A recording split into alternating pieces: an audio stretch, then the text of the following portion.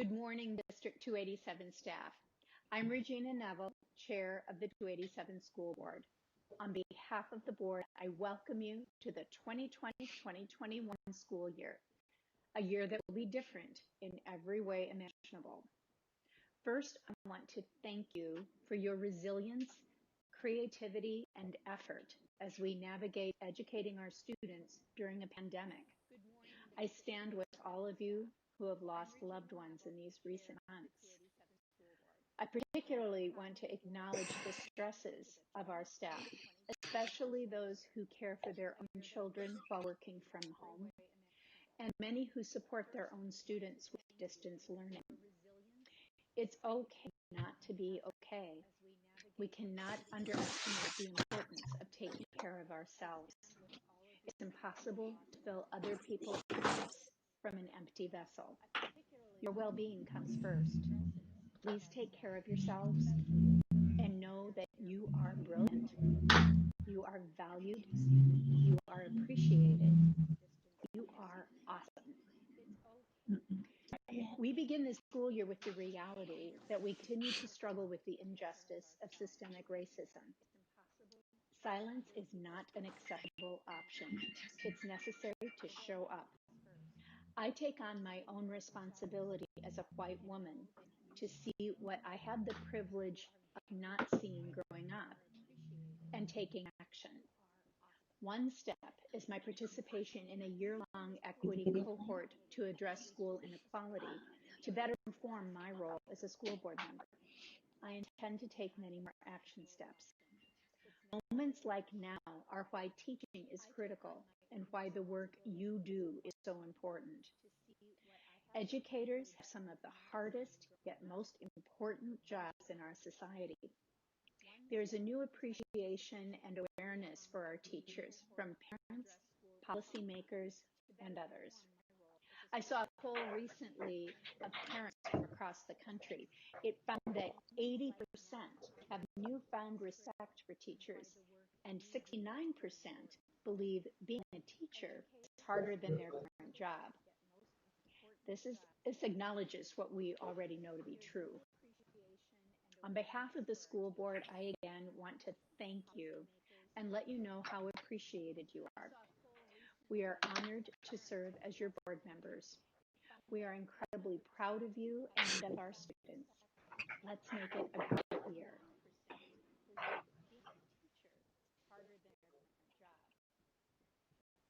This acknowledges what we already know to be true. On behalf of the school board, I again want to thank you and let you know how appreciated. Good morning, 287 colleagues. I'm so excited to be your MC this morning as we kick off the 2021 school year. I'm Ray's guest, and I'm incredibly proud to have joined the 287 team this summer as the Director of Equity and Inclusion. I'm impressed with the work 287 has done and look forward to pushing full steam ahead on our race equity journey. 3 things before we get the program started. First, thank you in advance for being patient and flexible with any technical challenges that may have happened during the program. Consider these moments of time to take a stretch break or grab a cup of coffee or tea or water. Second, I want to encourage staff to stay engaged this morning. We have the comments open on YouTube, and we're using the hashtags #287EdChat and #287 Talk About Race on Twitter. Make a quick post if something strikes you. And at the end of the program, you have to submit your exit ticket, which is located in the 287 staff website and was also sent to you via email. Third, I want to introduce you to a term that you will hear throughout today's program and this school year. It's BIPOC, BIPOC. It stands for Black, Indigenous, and People of Color. It's a term that represents both the distinctiveness and inclusion of people of varying shades. I also want to thank Board Chair Neville for her thoughtful welcome to our staff. She hit the nail on the head This will be a year like no other, but a year full of opportunity. For example, now more than ever, we have an opportunity to listen to our students and their families, to understand their experiences, to understand what works and doesn't work in the new school reality, to understand our students' educational and psychological health, and to understand how the events of this spring and summer, including the murder of George Floyd and COVID-19, affected them. With that being said, we have an opportunity right now to listen to the poetry of an incredibly talented young Black poet. You've heard Lonnie's poetry before, and he certainly created a following. Lonnie has published 3 chapbooks.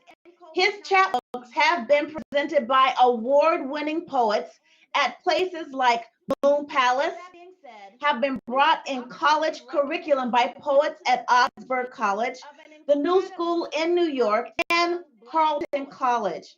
As you listen to Lonnie's poem, imagine yourself sitting in a classroom.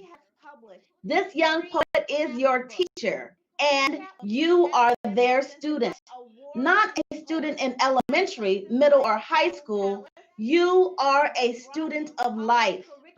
What our students teach us is incredible knowledge that helps us grow as educators and as humans. I will now read Ode to Every Black Boy.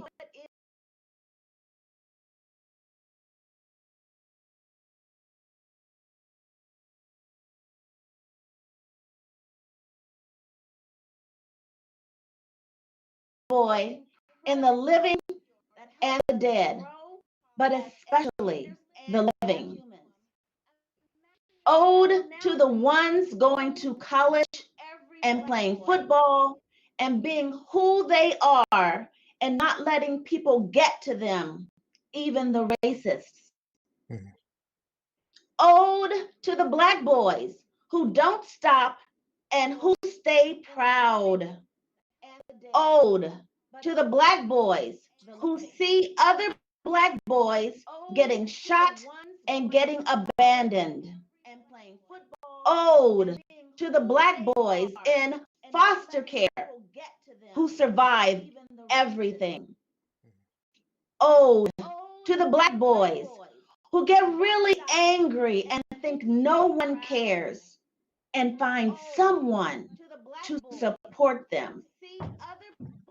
Ode to the Black boys who tell their own stories. Ode to the Black boys who can still do it, who are smart and artistic. Ode to the Black boys who are artists. I see them. I am proud of us. And we're all going to find somebody to love us. Mm. Mm. On behalf of all of us, I thank Lonnie for speaking his truth, being vulnerable, and teaching us about life. Now we're going to switch gears and hear from our courageous leader, Superintendent Lewandowski. In just a couple of months of knowing Sandy, I've come to see how bold she is as a leader committed to racial justice. I've come to know how empathetic and understanding she is of others' hardships. And I've also come to see how relentless she is when it comes to our district priorities, especially race equity and our trauma-centered and healing-centered work. Coming to you live from her office, here's Superintendent Lewandowski. I've come to know how empathetic and understanding she is of others' hardships. And I've also come to see how relentless she is when it comes to our district priorities, especially race equity and our trauma-centered and healing-centered work. Coming to you live. Again, I asked you to kind of deal with us, support us with the technical difficulties in this one. Superintendent, we cannot hear you.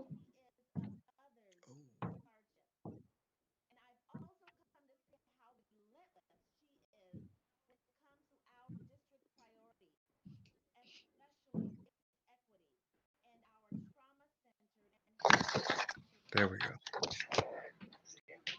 Again, I asked you to kind of deal with us, support us with the technical difficulties in this one. Superintendent, we cannot hear you.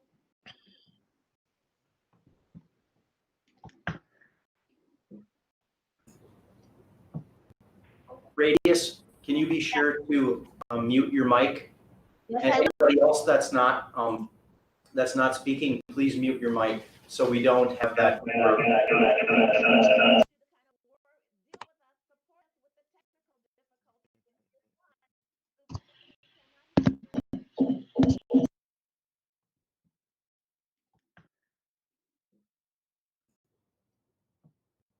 Radius, can you be sure to mute your mic?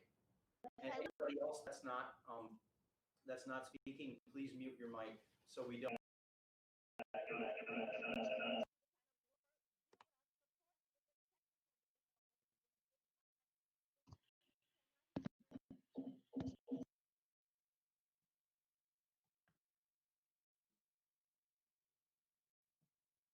can you be sure to mute your mic? And anybody else that's not. Now go back.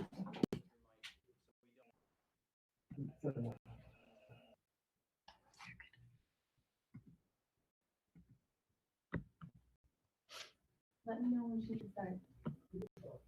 Okay, try again. Well, good morning, 287 colleagues. I certainly never thought I'd be coming to you virtually from my office, not even in my wildest dreams. But here we are, and what a challenge we find before us. Are we up to it? There is no doubt in my mind. I only say that because I know from past experiences of the integrity and passion already embodied in the collective spirit of 287. We just need to find the correct set of keys to unlock the right path for these challenging times. First, I want to acknowledge that the land we are on from our homes or schools is of the Dakota and Ojibwe nations, the original guardians of the country we now call America. Let us acknowledge the pain of these indigenous people whose lands, lives, culture, and languages were stolen, taken, or destroyed. Secondly, I'd like to take a moment of silence to honor George Floyd, our fellow Minnesotan whose life ended because of yet another incident of deadly violence against Black lives. George Floyd's murder started a worldwide revolution that will raise our individual and collective consciousness around race equity. It is not so hard to imagine that any one of our staff or students might find themselves in such a situation. And that is why we are doing this work. If you are so inclined, please take a moment of silence or a knee as a symbol of solidarity with those fighting for racial justice. Around race equity. It is not so hard to imagine that any one of our staff or students might find themselves in such a situation. And that is why we are doing this. I wholeheartedly welcome you back with great excitement. At the same time, I'm speaking to you today with some powerful emotions of sadness and worries. The worries are almost like a test question with several multiple choice answers, all of which would be correct. Do I worry about COVID-19, the division that pervades our country, the pain and racial trauma and injustice that BIPOC people experience their entire lives? Hurricanes, fires, floods. Yes, I worry about all of those things. But the concern taking center stage is the one right before my eyes, the students and staff at District 287. Perhaps the most important of those concerns is for our staff. For if our staff is healthy, cared for, and supported in the best way possible to do their jobs, I know the students will be cared for as well. Let's talk about that for just a moment. For an intimate moment, how are each of you doing? I mean, how are you really doing? Are you alone at home, surrounded by family, have someone to talk to? If not, is there someone you could approach? If you find yourself saying, I'll get through this, I'm tough, or I'll just fake it till I make it, that may be a sign that your well-being is coming second, third, or more likely 10th in your life. As well, it is just as important to have that support system in the workplace. Were your colleagues checked in on you yet? And have they reached out to others to see how they're doing? Fostering that climate of actively and deliberately supporting each other is invaluable for all of our well-being. As we come together at the beginning of this school year in these unprecedented times, let's all make a pact to make the well-being of our 287 family as top-notch as it may be by looking after each other. I watched a video clip last week of a teacher on TikTok talking about an exchange with her school principal. She was in tears. Her principal had provided constructive feedback, which she fully welcomed, yet there was nothing positive about all the hard work she had done. Like this teacher, many of us will have moments when we feel we're at a breaking point. We have to be a workplace that affirms the good work of our colleagues. Also, like this teacher in the video, you may need to cry it out. I know I have this summer. Crying is not weak. It's not for people who are sensitive or emotional. If you think strong people don't cry, let me give you a reason to think about this differently. Emotional tears have extraordinary health benefits. For example, crying releases stress hormones and toxins. It activates the parasympathetic nervous system, which helps your body rest. It releases feel-good chemicals that can help ease both physical and emotional pain. And sobbing, in particular, regulates the temperature of your brain, which can lift your spirits. Your body is smart. Crying since the time you were a baby lets others know you need support. Let's also remember there will be times when our students feel they are at their breaking point, and times when parents and caregivers are at their breaking points. We need to affirm and support them, just as we need to affirm and support each other. I have a new challenge for us. It's the 287 challenge.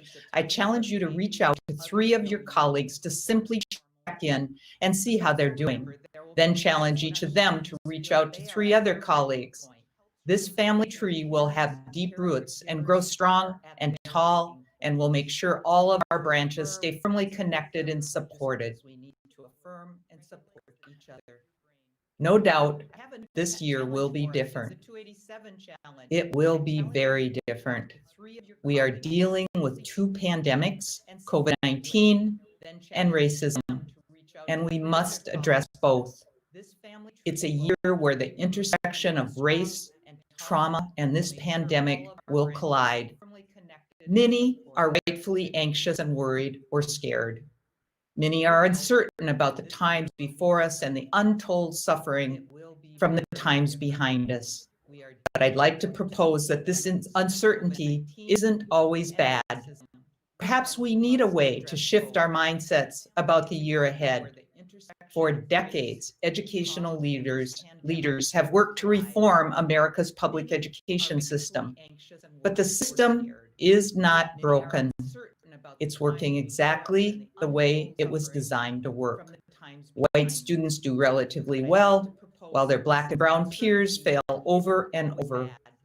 This well-designed system spills over into the new realities consuming us this year as COVID-19 rages on, as evidenced by the disproportionate number of BIPOC people, of BIPOC deaths and rates of infection compared to white people. But we have a chance to change this system. It all boils down to what we do in our little corner of the world, in our little corner of the city, in District 287. Imagine the future with me for a moment. It's 2030. Grubhub, Uber Eats no longer deliver food. Drones deliver them. The President of the United States, a woman of color, fully funds public education. Teachers are making six figures because it's finally ranked the most valued profession. And hundreds of schools across the country are renamed George Floyd Elementary School, or Jamar Clark Middle School, or Philando Castile High School, to remind us how people of color are treated in our society is often a matter of life and death. When we finally realize what really matters, the students who attend these future schools will thrive. And what a great day that will be. What we do now can make that happen. But back to reality, it's 2020, and we can create a different future for our students. This new reality is an opportunity to flip education on its head and do things in a way that we've never imagined before. It's an opportunity to disrupt racist policies and systems. It's an opportunity to use our resources different, to be innovative in ways we can, and ensure that our students' academic, mental, and social emotional health needs are met. This will require more than thinking out of the box. We will need to drastically change the box or get rid of it altogether. What would the new box or new parameters look like? Well, it could be action civics, teaching students how to take action on an issue that affects them and their communities, or holding small meetings in unusual places like museums and parks and businesses or community centers. Yes, exciting and wild is good. But then again, maybe everything also just gets a little slower and gentler and more aware. There's room for all kinds of new energies in this new paradigm. But before we look forward, we have to take an in-depth look at our past and the context in which our students are entering this school year. COVID-19 has shaken the world for our families and also staff.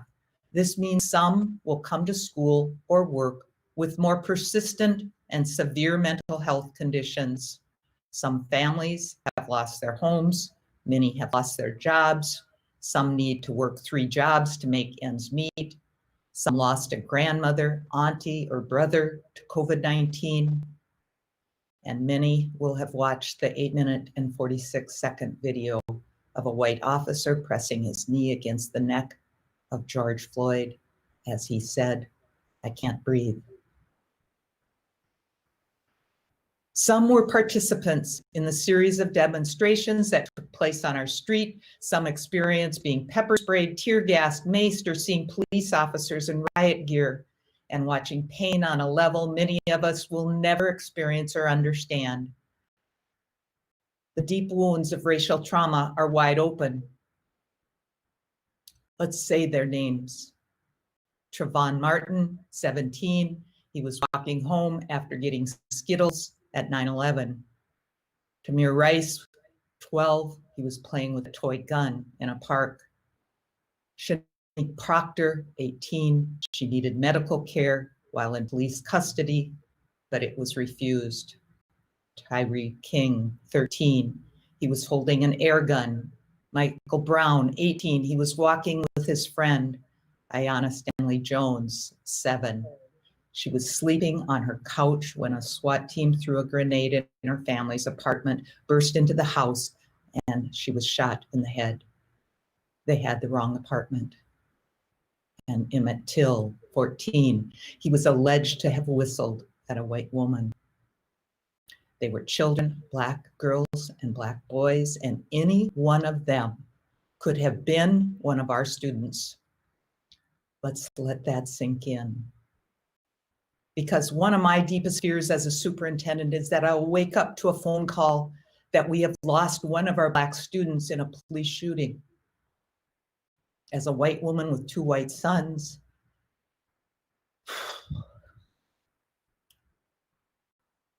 I cannot imagine the fears that our Black parents have when they listen to the news these days. The fears that our Black and brown staff have for their own lives and their children's. And the fears that our Black and brown students, as they walk through our schools and communities, knowing their skin color will predict so many aspects of their lives. Because we need our Black students to know Black lives matter. Their lives matter, their dreams matter, their experience in 287 matters. All lives can't matter until Black lives matter. And I want our Black staff to know your life matters. Your fears and your dreams matter. Your experiences in 287 and our communities matter. I want our white staff to know saying Black Lives Matter is not enough. Being a white ally and being in solidarity with BIPOC communities is not enough. Protesting, signs, t-shirts, and Instagram posts are not enough. Treating everyone with respect and dignity, regardless of race, is not enough. We need you to do what we have not been able to do in the past. Let's liberate our children through you. I say this because our failures have never been about the children, but rather about us as adults. Do we have a long way to go? Yes. Will it be hard? Yes. Can we celebrate our growth and progress with those who have been impacted by our work? Yes. I saw a list recently about action steps we've taken in this district in the past few years. To name a few, 12 racial equity teams were formed. We use racial equity lens tools for planning and decision-making, and our school board passed a racial equity policy that protects BIPOC people. We've created racial affinity spaces. We've developed the therapeutic teaching program, and the school safety coaches are a model that now is known across the country. We have a tiered classroom model that equitably administers resources and is not racially predictable. And our curriculum and instruction team has developed culturally relevant units and courses, a rubric for reviewing cultural relevance of curriculum and instruction, and a more culturally relevant literacy curriculum is now across all K-8 sites. There's a Chinese proverb that says, "It is better to take many small steps in the right direction than to make a giant leap forward only to stumble backwards." To my white colleagues, I want to say we have difficult and essential work before us to become anti-racists, new things to learn, and most importantly, things we must unlearn.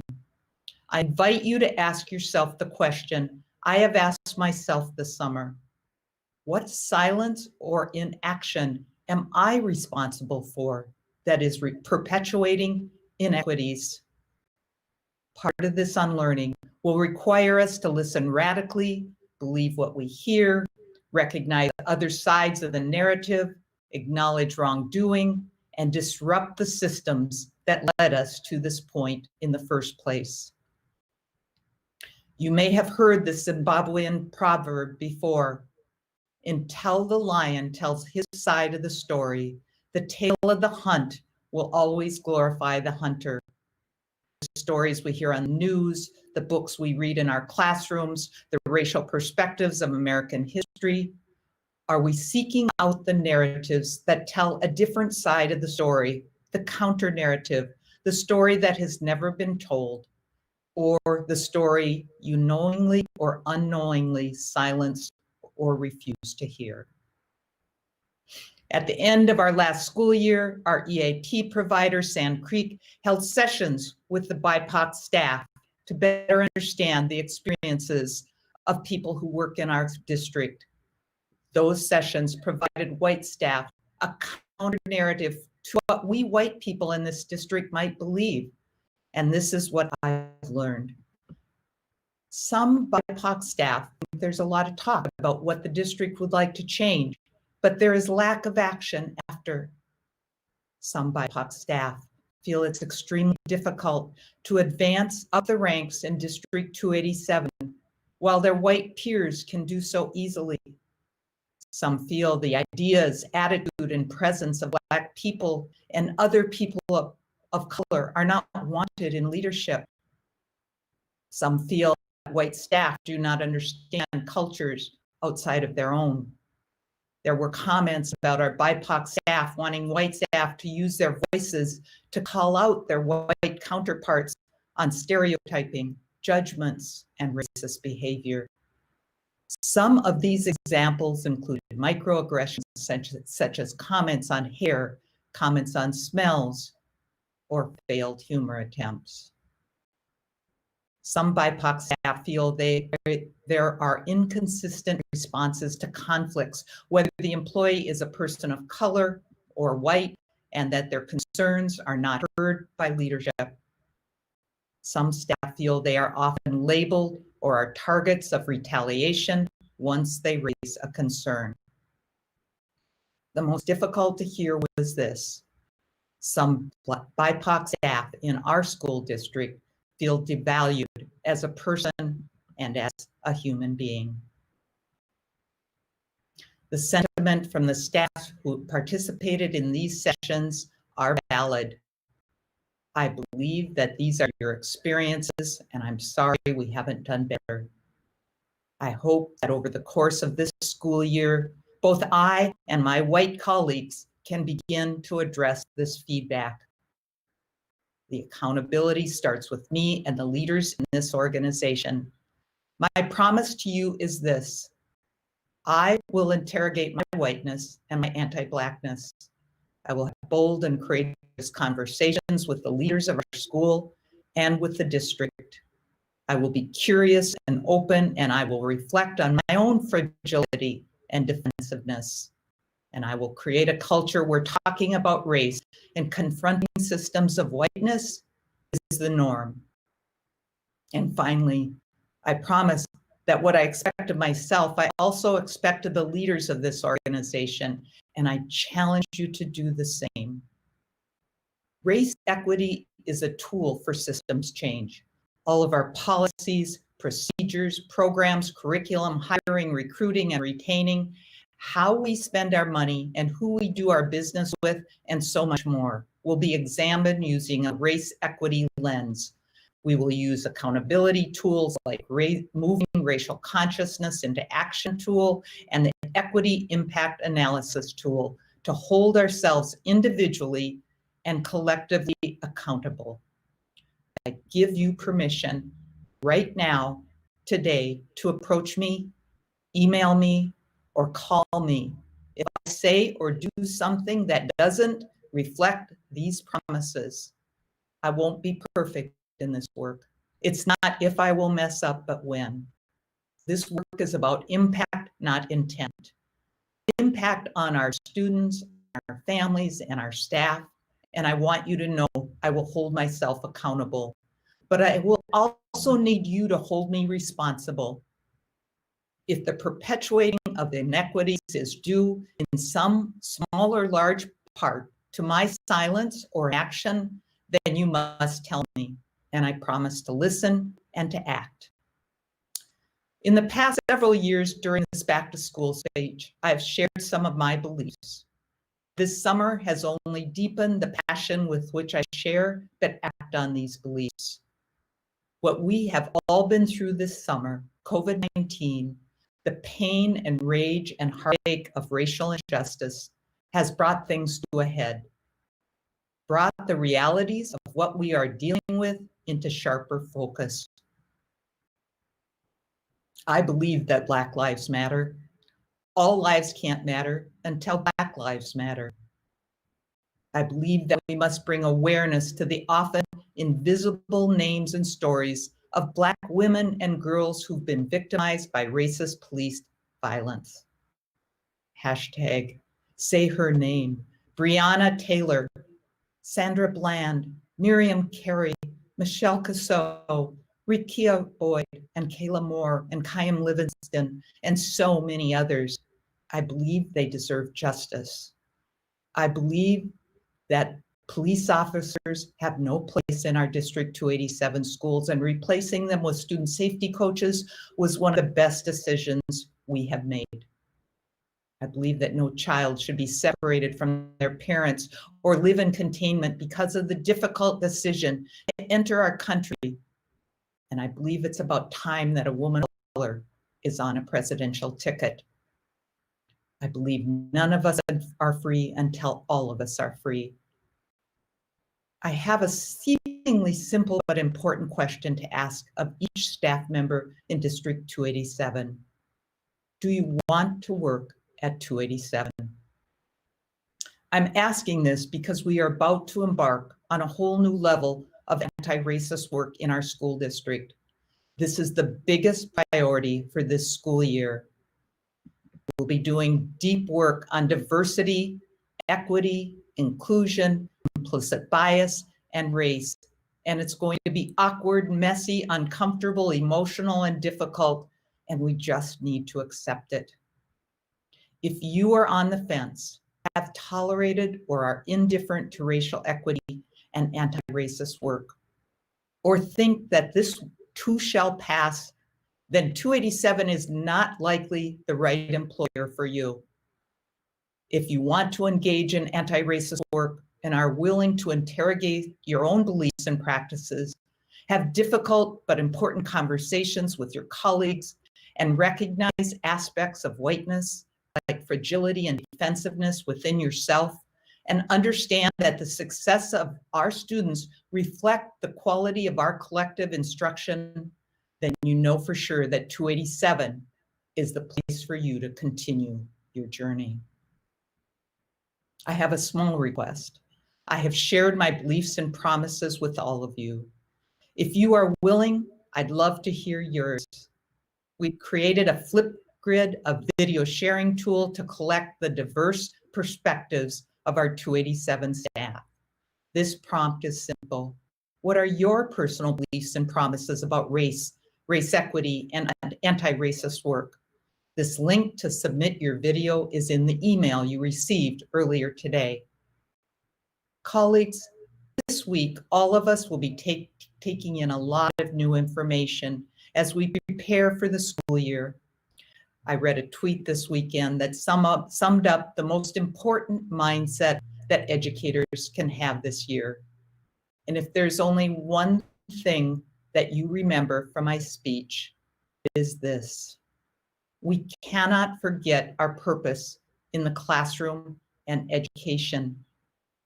Content does not come before life and justice.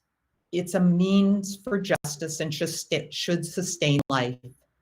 Plan well, teach brilliantly, overcome our educational slavery that this country has engaged in.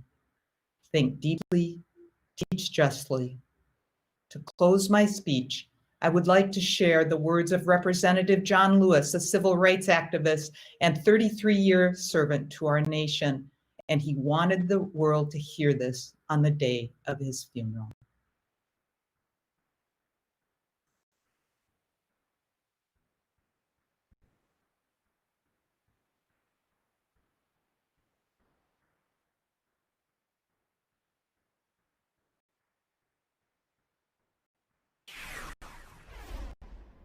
John Lewis's last words appeared in the New York Times today in an essay that he wrote shortly before his death, intending it to be published on the day of his funeral. Here is that essay, read for us today by John Lewis's friend and admirer, Morgan Freeman. While my time here has now come to an end, I want you to know that in the last days and hours of my life, you inspired me. You filled me with hope about the next chapter of the great American story when you used your power to make a difference in our society. Millions of people motivated simply by human compassion laid down the burdens of division. Around the country and the world, you set aside race, class, age, language, and nationality to demand respect for human dignity. That's why I had to visit Black Lives Matter Plaza in Washington, though I was admitted to the hospital the following day. I just had to see and feel it for myself, that after many years of silent witness, the truth is still marching on. Emmett Till was my George Floyd. He was my Rayshard Brooks, Sandra Bland, and Breonna Taylor. He was 14 when he was killed, and I was only 15 years old at the time. I will never, ever forget the moment when it became so clear that he could easily have been me. In those days, fear constrained us like an imaginary prison, and troubling thoughts of potential brutality committed for no understandable reason were the bars. Though I was surrounded by two loving parents, plenty of brothers, sisters, and cousins, their love could not protect me from the unholy oppression waiting just outside that family circle. Unchecked, unrestrained violence and government-sanctioned terror had the power to turn a simple stroll to the store for some Skittles or an innocent morning jog down a lonesome country road into a nightmare. If we are to survive as one unified nation, we must discover what so readily takes root in our hearts that could rob Mother Emanuel Church in South Carolina of her brightest and best, shoot unwitting concert goers in Las Vegas, and choke to death the hopes and dreams of a gifted violinist like Elijah McClain. Like so many young people today, I was searching for a way out, or some might say a way in. And then I heard the voice of Dr. Martin Luther King Jr. on an old radio. He was talking about the philosophy and discipline of nonviolence. He said we are all complicit when we tolerate injustice. He said it isn't enough to say it will get better by and by. He said each of us has a moral obligation to stand up, and speak out. When you see something that is not right, you must say something. You must do something. Democracy is not a state. It is an act, and each generation must do its part to help build what we call the beloved community, a nation and world society at peace with itself. Ordinary people with extraordinary vision can redeem the soul of America by getting in what I call good trouble, necessary trouble. Voting and participating in the democratic process are key. The vote is the most powerful nonviolent change agent you have in a democratic society. You must use it because it is not guaranteed. You can lose it. You must also study and learn the lessons of history because humanity has been involved in this soul-wrenching existential struggle for a very long time. People on every continent have stood in your shoes through decades and centuries before you. The truth does not change, and that is why the answers worked out long ago can help you find solutions to the challenges of our time. Continue to build union between movements stretching across the globe because we must put away our willingness to profit from the exploitation of others.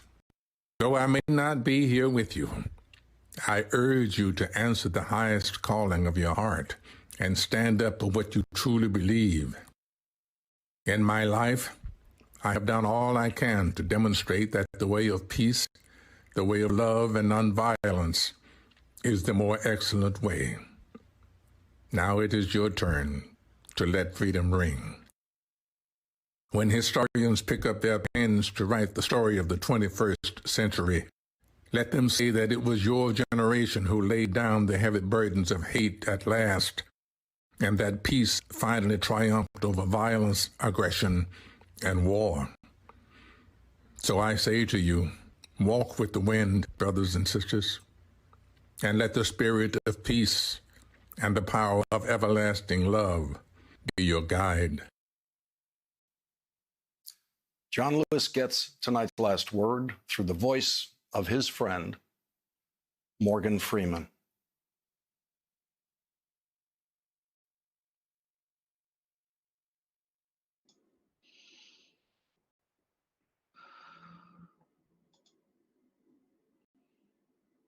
What a powerful, inspiring last words. But I have to tell you, my favorite line came from Sandy's speech when she said, if our staff is healthy, cared for, and supported in the best way possible to do their jobs, I know the students will be cared for as well. Thank you. You know what good trouble is for me? It's finding a way to get in the way. It's speaking up when I see injustice. It's having the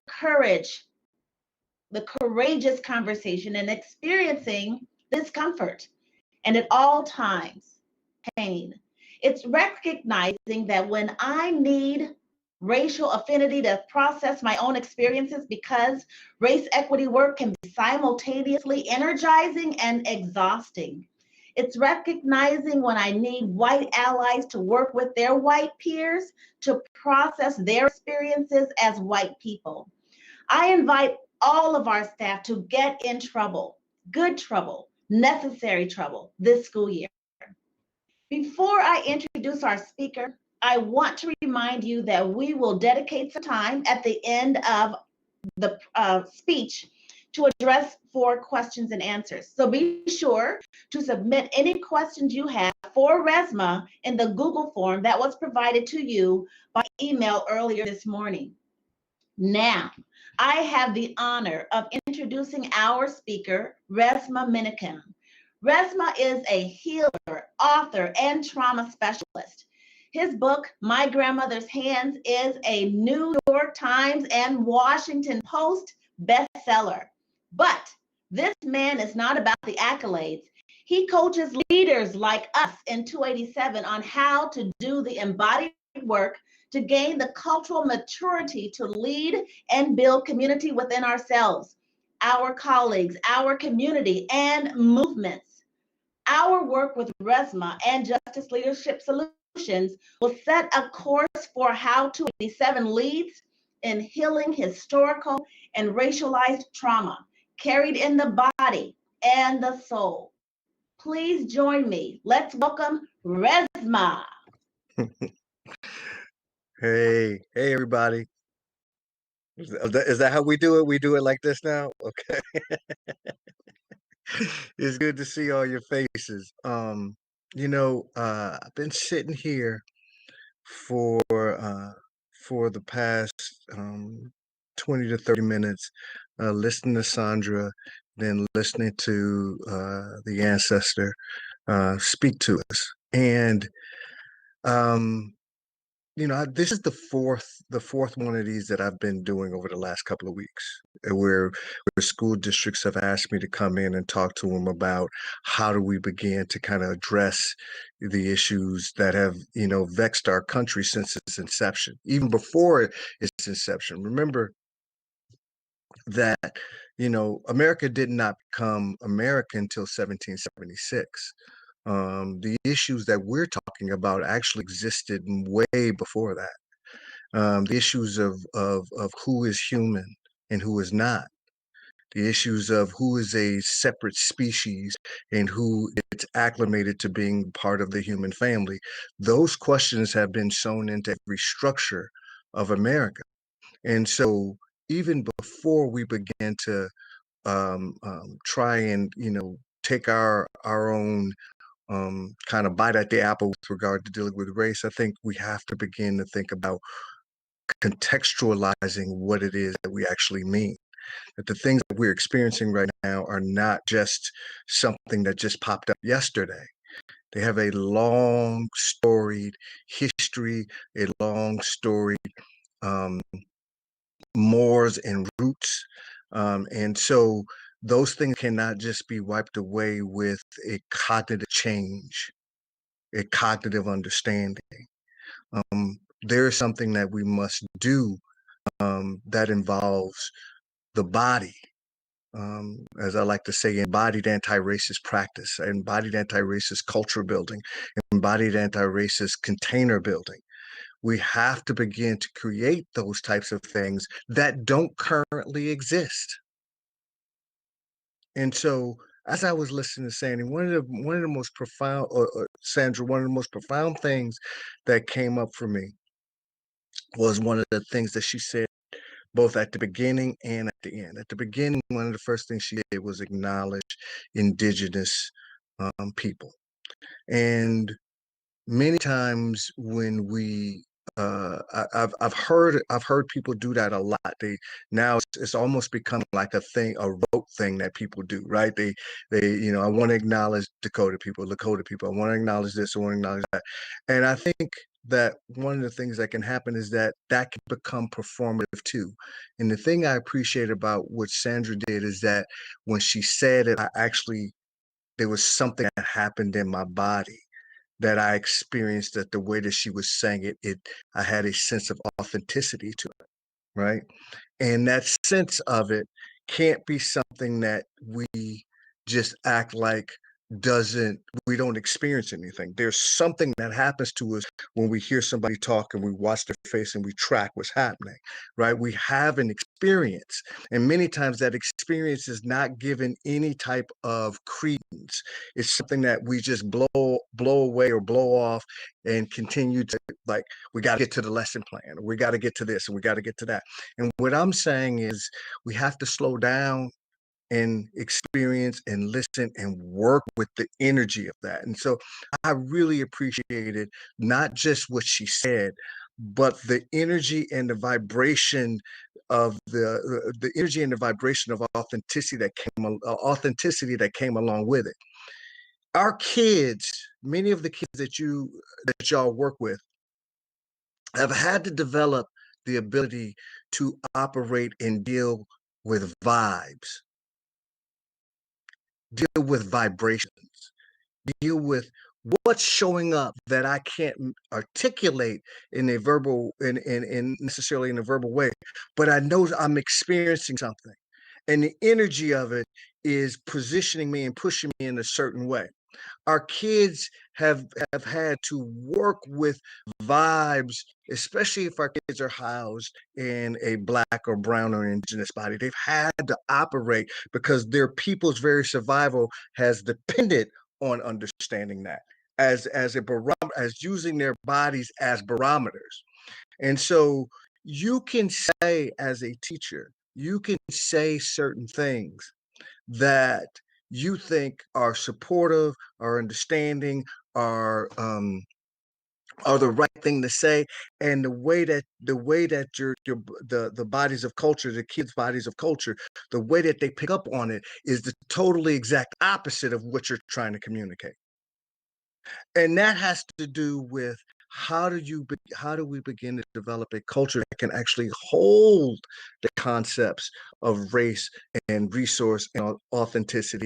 How do we create a container as opposed to just saying that, I'm an ally, or just saying that I support you? That does not tap into the requisite amount of resonance that many of our children depend on in order for their survival.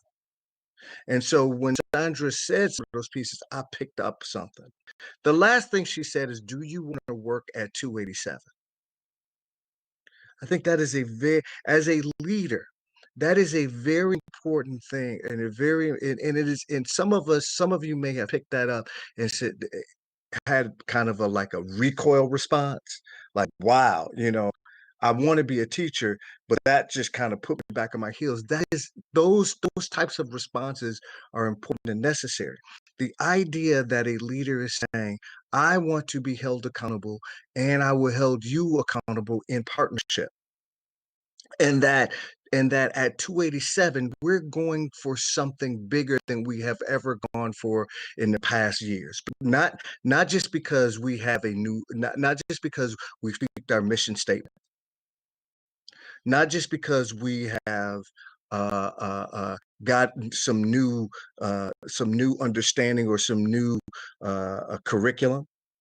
What she's saying and what I hear Sandra saying is that we are going to go into this direction because it is imperative for our future.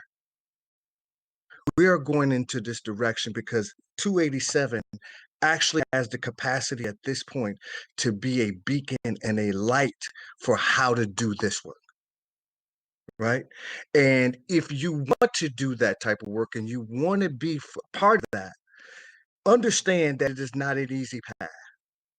Understand that when you watched my ancestor stand next to the Pettus Edmund Bridge, when you watched that what you were watching was a man who had dedicated his life to racial equity, had dedicated his life to making change, and that bridge was still named Pettus Edmund.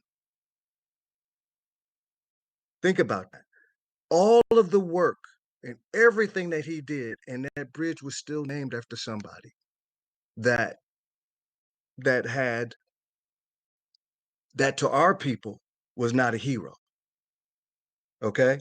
And so even with all of the work that he did, there were certain things that he had to hand off for the next generation. And so as part of this work for this year, how do we begin to seed the soil and seed the ground, not need to know the outcome at the end? How do we begin to do our work right now? So as we begin to move forward with our children, as we begin to move forward with this new idea, but not this new idea, with this idea of that we at 287 can actually change the world. How do we begin to put those seeds in place? And one of the things that I want to say about that is that we have to understand that the work is not about a short get.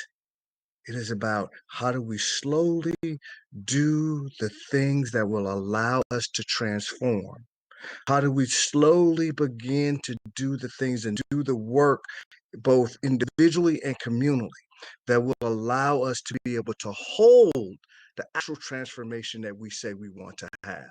That does not happen in a year. It does not happen in 2 years.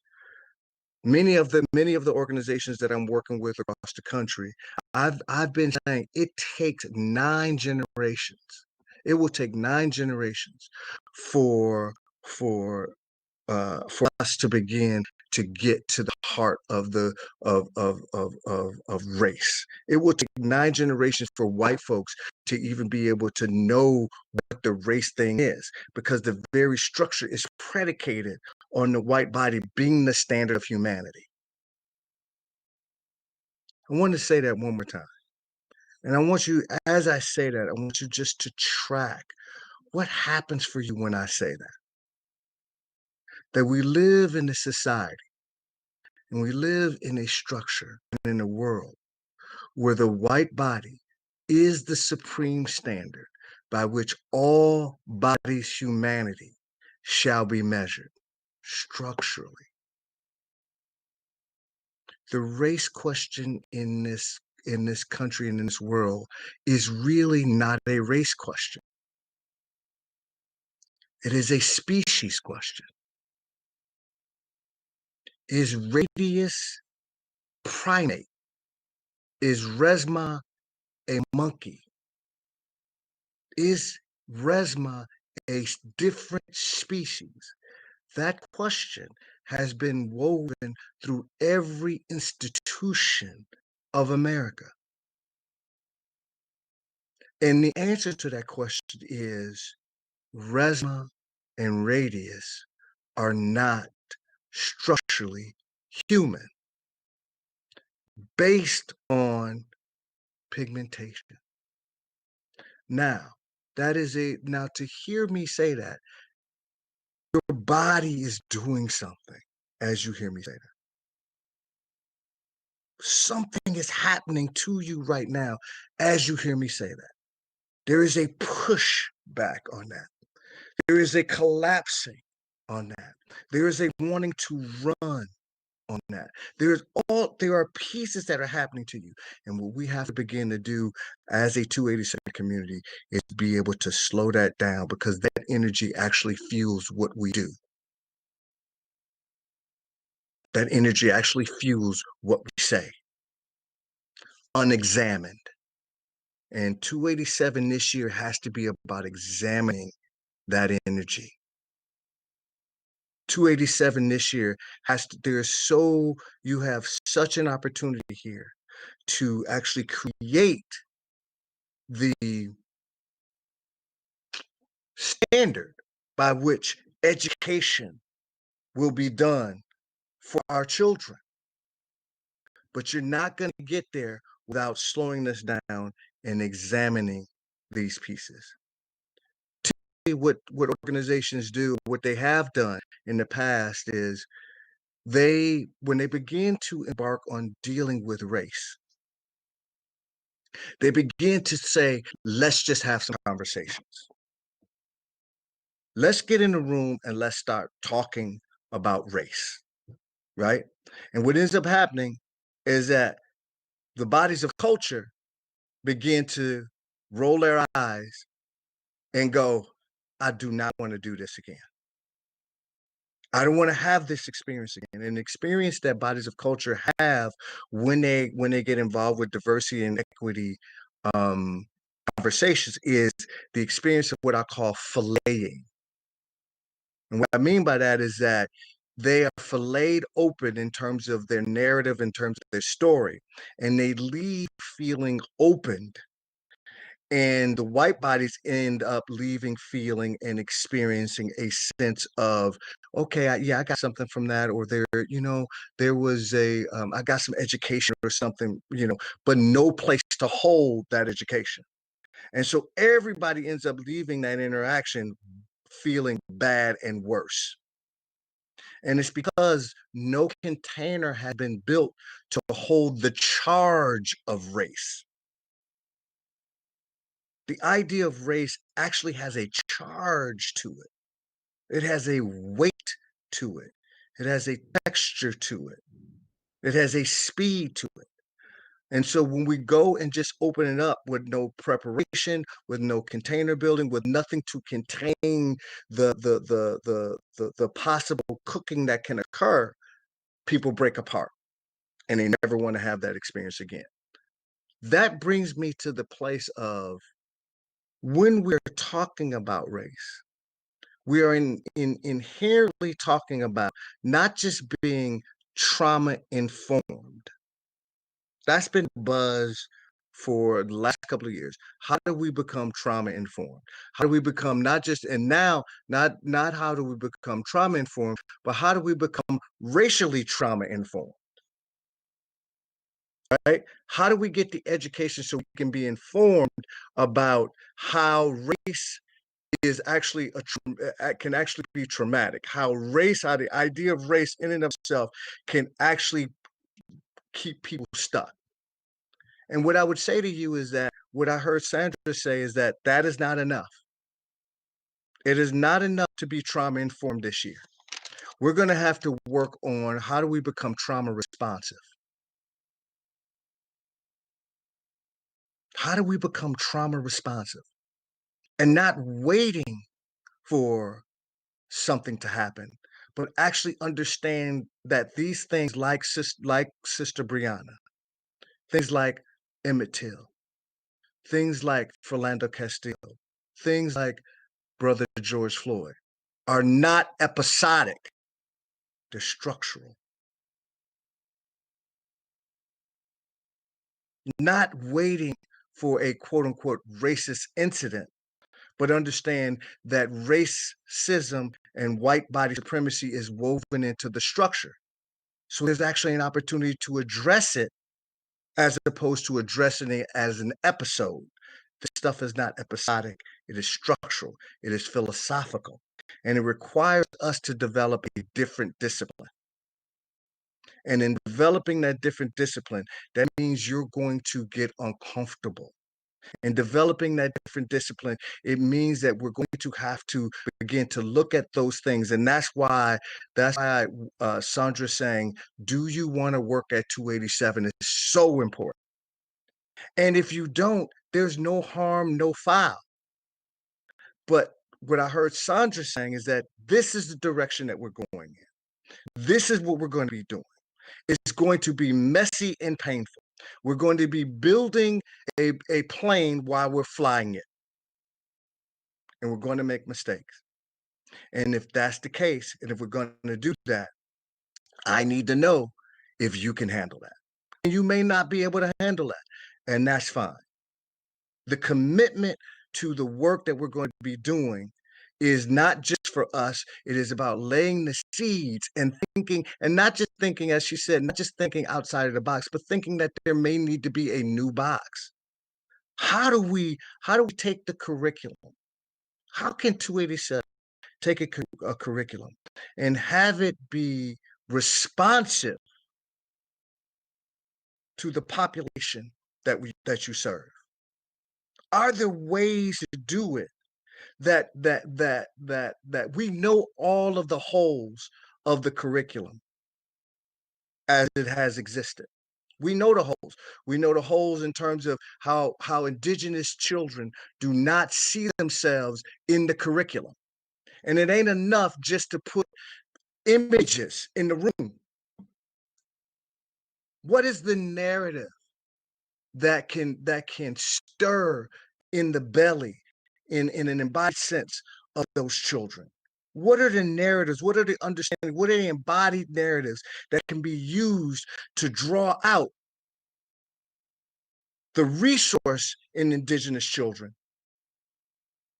as opposed to waiting for a certain time to do it? How do we begin to have this curriculum, both in a hybrid sense, in a totally virtual sense? How can we begin to say, if we were going to create a curriculum from the ground up that would actually lean into the pieces that we know to be holes that have always been holes in public education? How do we do that in an embodied sense, in an embodied way? How would we weave in anti-racist practices, understanding, and culture building into the curriculum of math, into the curriculum of history, into the curriculum of English, whatever it is, computer design? How would we do that in embodied sense? That is the opportunity that I think 287 has at this point. Our kids are coming back to see their teachers and walk in the halls. Before COVID hit, before COVID-19 hit, in my community, in the Black community, before COVID-19, we had COVID-16-19. The weathering effects of the brutality, the historical brutality, the intergenerational brutality, the persistent institutional brutality, and then our own personal brutalities have weathered the bodies of Black people for 400 years, have weathered the bodies of indigenous people for 500 and 600 years. You can't separate the children that come into your classroom from the fact that Black women die more often in childbirth than other women. That infant mortality in Black women, regardless of socioeconomic status, is higher than what it is for other women. And you can't just account that for lifestyle. If you don't account for the 400 years of rape, brutality, and carnage on Black women's bodies, you won't be able to account for what has been passed down in terms of the weathering effects of that unrepaired high blood pressure in my community can't just be accounted for in lifestyle choices. Something happened and continues to happen to my people. 287 has the ability to address some of that now, as opposed to it being an episode when somebody gets murdered. We say it's structural, so how do we begin to deal with it as a structural phenomenon, as opposed to an episodic phenomenon? This is the work of 287 for this year. And it's going to be messy. And I would ask that we're gentle with ourselves. I would ask that we spend time really kind of excavating what are those pieces that are showing up for me, not spend time trying to ask Radius a billion questions, not spend time trying to blow all of that through her. And one of the things I say about Radius, I love Radius, but one of the things, Radius don't know how to say no. She say yes to every damn thing, right? And it's one of the things I've said to her for a long time. You're gonna get one of these days you're gonna learn, right? You gotta let people work through their stuff. You can't always educate the hell out of them. You're gonna educate them to death, right? That ain't gonna work. People need to work with this stuff, right? And so this year, it is my hope, it is truly my hope that y'all start to begin to work with it and create a container so this work can happen and happen in an embodied way, not just in an intellectual way. This is not being the most white woke person at 287. That's not going to work. We're talking about building a culture, not a culture that is just predicated on this year's strategic plan, an embodied culture. Because that's what this stuff is. The brutality that happened to my people did not just happen to us individually. It happened to us communally. The brutality that happened to white folks going to lynchings and going silent. That brutality, the brutality that happened to white folks, realize most white people that are here come from descendants who were fleeing something. Think about that. Most white people that are here are descendants from people who were fleeing something. That has never been addressed. That piece got co-opted by whiteness. Those things have to be dealt with. That shows up. Your niceness is inadequate. So it is my hope that in this year, we get a chance to actually start to begin to work with this stuff, start to think and dream about what would it look like for 287 to be the beacon of the United States about how to do this work. This is going to involve sweat. This is going to involve capital. This is going to involve equity. And this is going to involve your body. And so in closing, when Sandra said, do you want to work at 287? That is not a throwaway. And you will be answering that question throughout the whole year.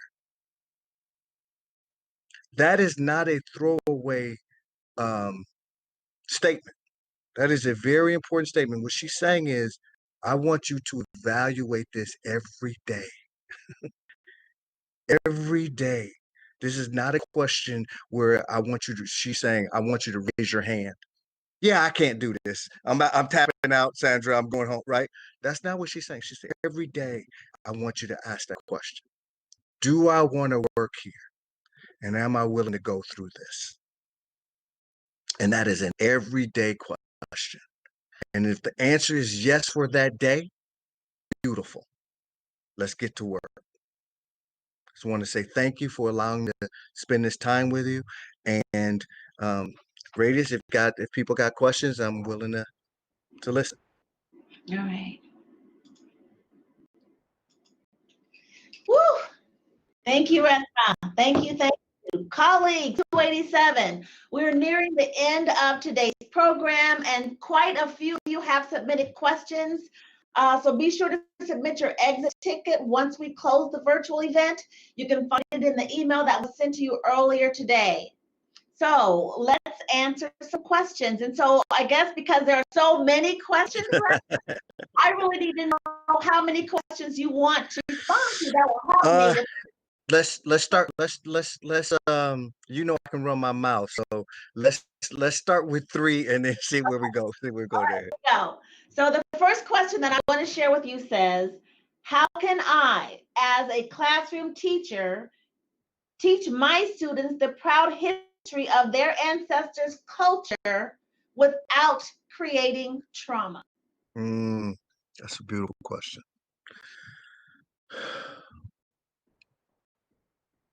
So everything for me starts with culture building and cultural container building. That question is actually not an individual classroom question. That question is actually a culture question, the district, and a culture question of the particular schools, right? That is a question that teaching people about their history is different than allowing their history to emerge in front of you. You know what I mean when I say that? This quality of teaching that I'm talking about is an emergent teaching, not a putting in teaching, right? And so these pieces around how do I do it in my classroom first have to start with how do I do it with myself? How do I do it with the other white bodies? Because 90% of the teachers in your district are white. So how do you begin to have that discussion? How do we do it as teachers with each other first? And then when you create that container and do that work, that can possibly create more room for your students to be able to so if you have more resource, both community and individually, your students will tap into that because they will the room of it. But if you're just going into it as a cognitive curriculum, how do I teach this, so I don't traumatize my kids? Well, you're missing the piece. You have to do this piece first and allow it to emerge out, right? Because in your own emergence, you will learn things about yourself that just teaching the curriculum will not allow you to access. So that's how I would answer. And I know some of the answers to my question to these questions will be totally unsatisfying to people because people want tell me what to do. Resmaa, just tell me what to do and I'll do it, right? And I don't do that because I believe that what has to happen has to be emergent, and you have to get in your reps in order for the kind of resonance that you want to have with their students. You have to actually do reps. You got to get in reps. You got to make mistakes. You got to get embarrassed. And then you got to come back again and get another. That's that in that process, something emergent. You go through that process, you're a whole different. You won't ask me that question because you're a whole different person on the other side of it. So, Resmaa, some of our 287 staff will do a deeper dive with this work and you through a program called the Year of Learning. Right. Can you talk with the staff about the Year of Learning program and what that might look like for them? Because it give them a better idea of trying to decide whether or not they actually would like to submit an application, be a part of that Year of Learning with you. What is that going to look like? What will it entail? Sure. So the Year of Learning first starts off with with either a 2 4 hour 4 hour days with people working with me, or a full 8 hour session. And what that does is set the foundation for the language, for the container, that type of stuff. Then throughout the year, we read the book, or you guys will read the book together, and then we'll begin to explore things in different, yeah, my grandmother's hands. You'll begin to explore things with each other. So white bodied, and I talk about bodies because this whole structure was based on bodies. Remember, I talked about the race question is the species question. That species question was predicated on the body. What does that body look like? And you could determine based on whether or not the body was white or black, right? And then everything was a deviant in between, right? All the way down to the black body, which was deemed to be not human, right? That ethos was woven into, right? And so I have white bodies begin to work with white bodies in what I call triads, right? And so you get a chance to practice the embodiment pieces as we're working through it. I have bodies of culture also do that, because one of the things that happens with bodies of culture is that what you'll start to see in bodies of culture is also horizontal stuff that shows up between cultures, right? And so the reason why I don't slam groups together like that is because there's too much charge with that, and so many things that I can't catch, right? And I want bodies to work with those things so the wounding and rewounding doesn't have to occur, right? So we do that for a year. We get a lot of practice in, a lot of talking in, a lot of what I call soul scribing, and I'll talk to you guys about the process of soul scribing, and then also doing a lot of the triad work through the course of the year. At the end of the year, the same people you start with are not the same people you end with, right? A lot of people have a lot of fervor, and you know this, Radius, have a lot of fervor at the beginning of it, right? But then a murder happens, right? Then a shooting happens, right? And then all of a sudden, those people that were there at a somewhat calm place, right, that were there, start to drop off. I always say the people in terms of, and that my idea about this is what I call somatic abolitionism. I believe that we have to somatically abolish white body supremacy through the body first and set the container. And so through the course of working with the kind of ethos of somatic abolitionism, people think that the people that you start with are the people, that these are your people, and they are not. Your people are the people that end with you. Right? Your people are the people that you get reps in with, right? Some of the people that start will not be the people that end. You will start with 100 people. You may start with 100 people, and by the end of it, you end with 30, right? And some people see that as, well, that's 30 people. That is not enough. Listen, that's more than enough, because now you have people who are committed and they're building containers. So then when you do other trainings with other people, it's not just Resmaa coming in to do it. You actually have a container of people that can actually do the work throughout the organization, right? What happens a lot of times is that people come in and they bring in somebody like a Resmaa, somebody, and they do the work. And then the moment stuff gets hot and the pressure starts, people crack and pull apart because they haven't developed a container for the cooking to occur in. Does that make sense? So the year of learning really is about, the first year is really about creating a container, right? So you have people that can go into that next year and actually be a partner in the work, as opposed to just coming in and doing training.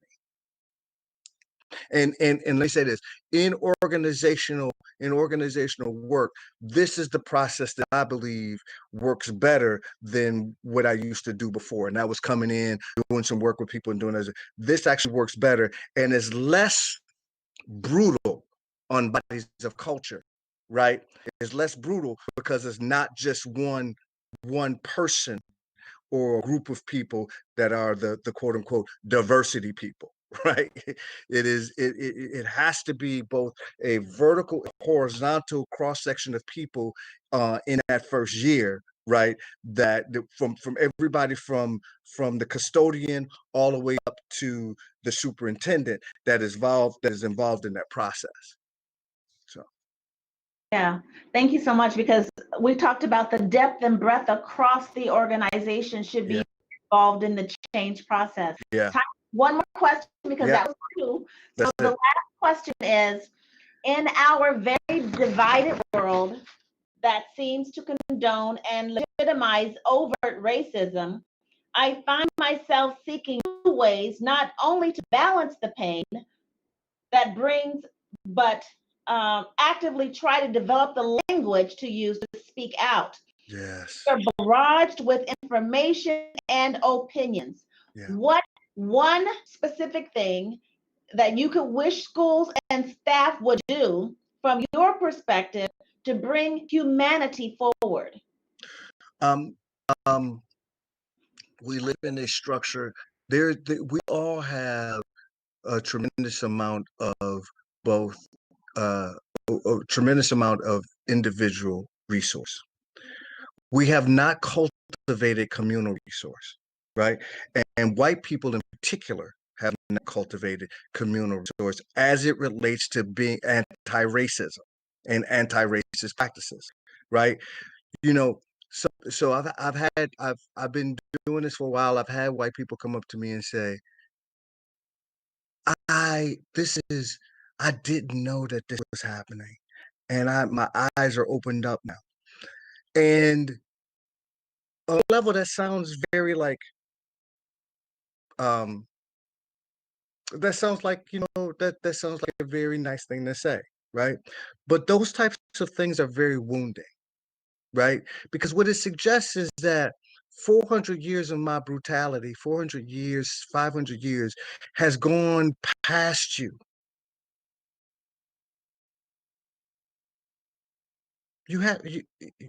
And so when you say now that you see it, when Black, brown, and indigenous people have been saying it for hundreds of years, it's wounding. And so there is not one thing that I can say to do. I'm saying start with what we're trying to do now is create a container. So all of the charge of that, right?